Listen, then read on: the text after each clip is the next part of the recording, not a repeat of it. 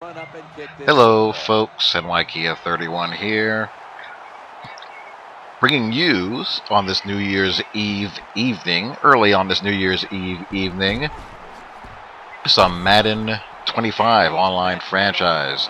Jets taking on Peyton Manning and the Denver Broncos, going through this bit of a QB gauntlet here.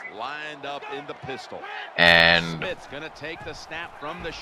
on this New Year's Eve evening, hope everyone enjoys themselves, stay out of prison, don't blow off a limb, don't wake up in a pool of your own vomit. If you can succeed at those three things, you'll have yourself a fun, festive evening, regardless of how you decide to spend it. So keep that in mind. Now, as far as this game goes, wow, I've never seen a guy react like that in this game to a bluff snap, but hey, I'll take it. But as we get on the board here, we're entering the stretch run of the regular season, and PS4 is in the midst of vulturing off our members. It's going to be interesting to see how long it'll take before the entire league migrates to PS4. Yours truly included. When will I have a PS4? When will I make the PS4 plunge? Remains to be seen as far as when. You know, it's not a matter of if, obviously. But if you want to get into this league, we have some openings. I have included the Commissioner's PSN in the description here. Send them a message, and you can take it from there. If you want to get into a league which is fun, good sim players, relatively drama-free as far as sim leagues go. All leagues have their, divas and fair share of drama every now and then, but ours is a relatively good group. Some quirky personalities amongst us, myself included, in our little AIM group, and we have a fun time. However, be warned, if you are a cheeser masquerading as a sim player, we have a trained eye. You will not succeed. We will root you out. We will identify you, expose you, and you will not last. So don't waste your time. So this game has started out very well as I get a safety there. Back-to-back heat by my defensive line. And, can't really ask for too much of a better start than this. D is kicking around, O is clicking, option routes are clicking in the run and shoot, and away we go. And with a couple of games left in the regular season, I still have an outside shot of getting all four of my wide receivers 1,000 yards. Gino is obviously over 4,000 yards. Holmes is over 1,000. Obumanu's over 1,000. He's having a really good season. Stephen Hill's close to 1,000. Jazz Reynolds is still in the 800, so that's going to be a little bit harder.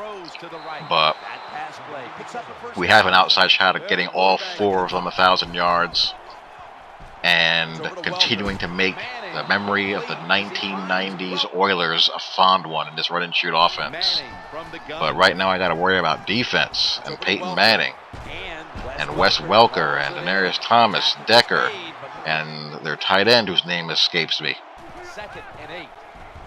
Tough team to stop because you have Wes who catches everything in traffic. I have a bunch of big hitters out there, and Wes just does not care. On that play, I was able to man up a little bit and force a throw out of bounds, but Peyton comes right back to the next play, gets the ball down to the goal line, and gets the Bronx on the board. So right back in it. And he does a good job this game as far as making me go along field, not allowing me any big plays like here. That one I think I threw it right, but it was just too far of a throw. I was just asking too much, and I misread it and got INT'd, but at least it pretty much served as a punt. And I have him backed up, but not for long. So Peyton is on the march. Ugh, great throw. And the pass rush has kind of cooled off a little bit, so I try to rotate my defensive linemen, occasionally bring some pressure when I feel like I can take calculated gambles. But my goal is to keep my pass rushers as fresh as I possibly can, for as long as I possibly can. But I'm able to hold them to a field goal there. So, all in all, I still feel pretty good at how things stand. And Obumanu paying the price over the middle. You know, they're not going to catch them all. Good effort there, but, you know, when you send guys through the middle with bodies and those bodies can hit, even though they have good catch in traffic by slots, you know, the defense is allowed to win at times. And they did. Would have loved to have the fumble recovery on the sack fumble, but I'm able to get the ball back, and now I got Holmes cooking a little bit. And here I am going to get very, very lucky. I have a brain cramp here, and I forget how to spike the ball. I'm pressing the NCAA buttons, and they're not working, so I'm like, screw it. I have no timeouts, might as well just take a shot in the end zone. I see a linebacker on Obumanu, I just throw it, and the Madden gods bail me out. And I feel bad when that happens. I mean, no one likes to be on the short end of that kind of stick. I mean, we've all played this game enough to know it happens on both ends. It can be for you or against you at times. When it's for you, just thank the Madden gods and hope that you can remain in their good graces. If it happens against you, all you can do is shake it off and know that if you just keep your head, play a good game, fortune will eventually turn for you. So he's back on the march as he shook that off pretty well. And again, good coverage. Forced him to throw the ball out of bounds. And here's a rare cover one blitz. I think I have a good setup here. But the audible resets my adjustments there. I don't really have time to go back and cycle through them. So I just play it straight up. And thankfully he sees that press break by Daenerys Thomas a little bit late. And Milner's able to recover. Otherwise, that would have been 6. I don't think he was looking there initially. He came to that a little bit late. And thankfully so. There's all reliable, clutch Antonio Holmes. He's a guy I can always count on. And Obumanu doing good things in the slot. So we're on the march a little bit, and we have to settle for a field goal after that gets booted by the Rook. So, actually, no, we're a little bit out of field goal range, and he almost breaks that one. I thought that was going to be bounced outside, so I committed to that direction. He went back, and there was no one there, and thankfully, Quincy Black was able to run him down. And wow, look at that play. And that's what these great quarterbacks generate. They have these guys, or their guys, really sell out for them.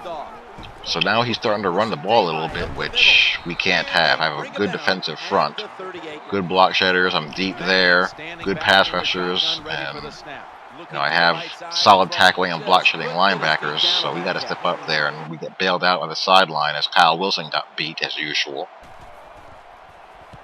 So another field goal, keeping him out of the end zone, forcing field goal attempts, and earning his kicker XP.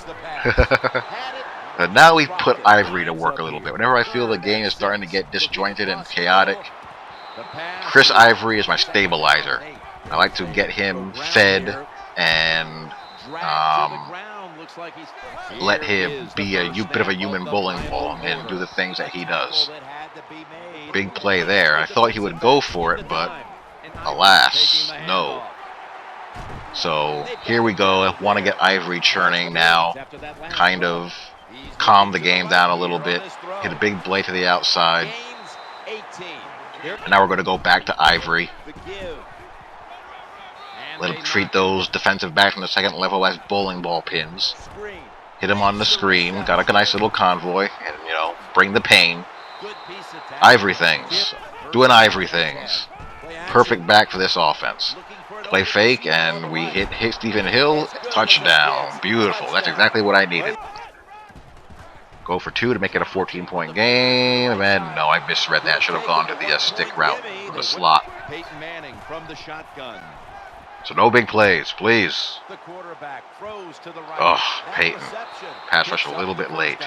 So the pass rush started out great and then kind of cooled off. A little bit of a wide 9 look here. And I had the outside shade there too, and Peyton gets it in there. Whenever I've been man covered, I try to shade as many receivers as I can pre-snap. It's not easy to do because the control layout is not the friendliest in the world. But I try to get at least 2 shaded. Sometimes I'm able to get 3 or 4. And I just kind of play tendency and position on the field. It makes sense to, I think, shade the field side slot or the field side wide receiver to the outside. There's more room to work with out there. And the boundary side inside as much as I can. Here Kyle Wilson finally makes the play. Finally, so we're in good shape. Just a matter now of making him bleed the clock to move the ball. And hopefully not allow any big plays.